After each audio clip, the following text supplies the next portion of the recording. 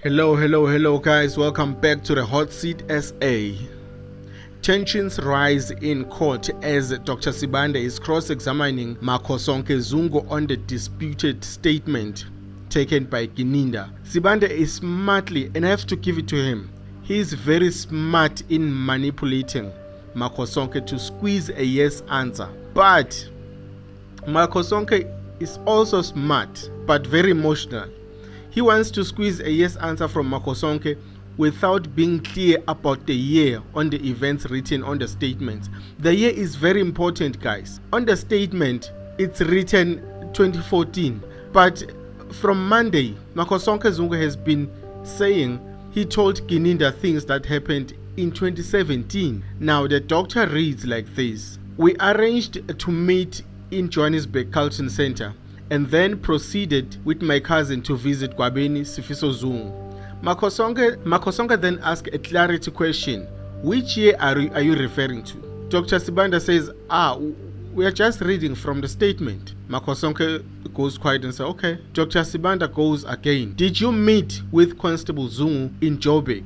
Now you see the doctor has not been clear about the year again, because according to Makhosonke, he met with Constable Zungu in 2017. In the statement, it's written 2014. But then, Mr. Sibanda is not saying that. Dr. Sibanda is manipulating Makhosonke to say yes to that statement. Yes, I said this to Gininda. But what about the year? Because the year is the very important aspect of this cross-examination. Because Senzo Mayo was killed in 2014. That's why Makhosonke lost his temper and blasted the doctor for manipulating him. Because the bigger issue here is the year. Here is the video.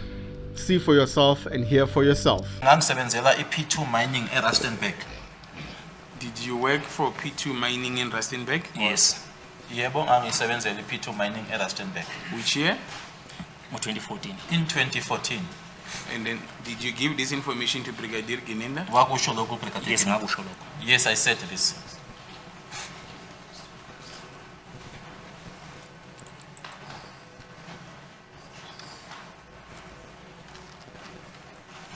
I arranged to meet him in Johannesburg. Thereafter, we proceeded to Vosloorus to visit my cousin Sifiso Zungu.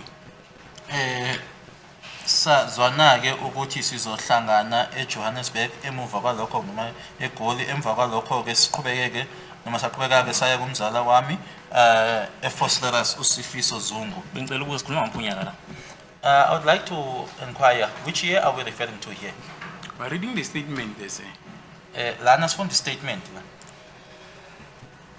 Ayikho into engayi-arrange uSizwe Zungu mina. There's nothing that I arranged with Sizwe Zungu. Did you meet Sizwe Zungu in Johannesburg? Ngabe wahlangana yini noSizwe Zungu eJohannesburg? Mina ngahlangana noSizwe Zungu ngo-2017. I met Sizwe Zungu in 2017 And sasingazange sa-arrange lutho. and we never arranged anything. So it just happened by mere coincidence that you are both in and around Carlton Center in Johannesburg. Into nje eyazenzekela ukuthi nababili ke nibe se Carlton Center eJohannesburg. Yes, by 2017 kwenzeka kanjalo. Yes, in 2017 it happened like that. And do you agree with me the manner in which you met Sizwe Zungu in your own version in 2017, it is exactly how you met him in 2014 as well? Hayi, angikwazi lokho mina. 2014. I am putting it to you. No, I don't know that. I never met him in 2014. I am putting it to you that you did meet Sizwe Zungu in 2014 and it's exactly how you say you met him in 2017. Ngithi ke mina kuwena ke wahlangana naye ngo2014 and kwenzeka futhi ke ngalendlela le owahlangana naye Ngithi mina la njoba la kusho la statementini. I-statement sithi uSizwe Zungu sa-arrange, azange arrange ukuthi uSizwe Zungu. Into engicela ukuthi wami nansi Mr. Sibanda. Ngicela ukuthi ngikhulume lapha. Mr. Sibanda, akungabi sengathi ongaphezulu ucindezelo ngaphansi. Mhlawumbe fanele mina impilo yami kuwe.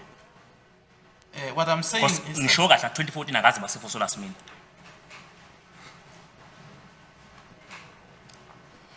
You need to calm down, Mr. Zungu. No, imbuzo yakho. It won't help you to point me with fingers and raise your voice. I'm not raising my voice, and then I expect you to do the same. No, usho ukuthini mawuthi mina ngade wanisizwe I am putting it ngo-2014 to uthi you. ukubeka kimi ngakaze kwenzeke. I am putting it to you. It's evidence before this court. I-evidence kaSizwe hayi yami. Ngithe kuwe msukumbuza ngento engayazi. Ngibuze ngento engiyaziyo ebhalwe la eyabhalwa yimi. Hayi le emfitshi ebhalwe la engabhalwanga yimi le. And uyayibona even nala ngapha egcineni iyatshentshi yabhalwe yuvile lento le. Kusho ukuthi umuntu obuye nephepha labuye khona iphepha ozosayinisa mina lento le.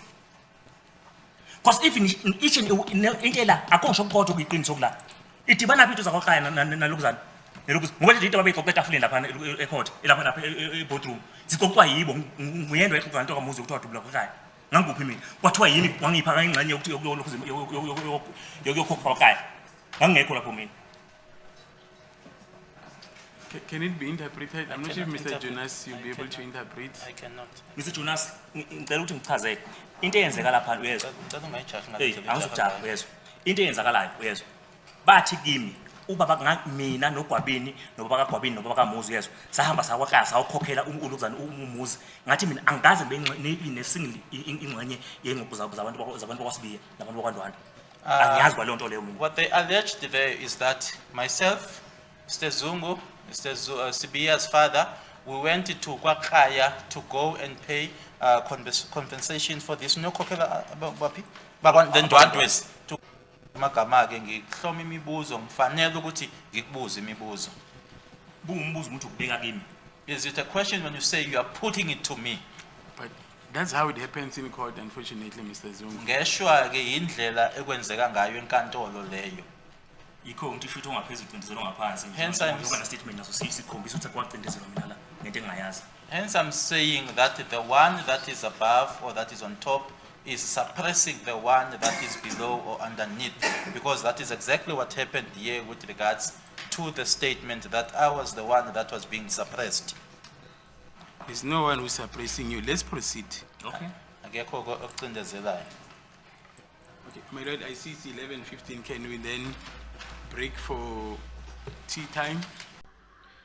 Do you guys notice the silence of the judge? I'm sure wherever he was, the camera was not showing him enough. I'm sure he was smiling and be happy, just like Baloyi. He was very happy. Welcome to the fire where the stakes ignite, where the questions burn hotter than the night. No escape once you're locked in the heat. This is your trial on the hot seat.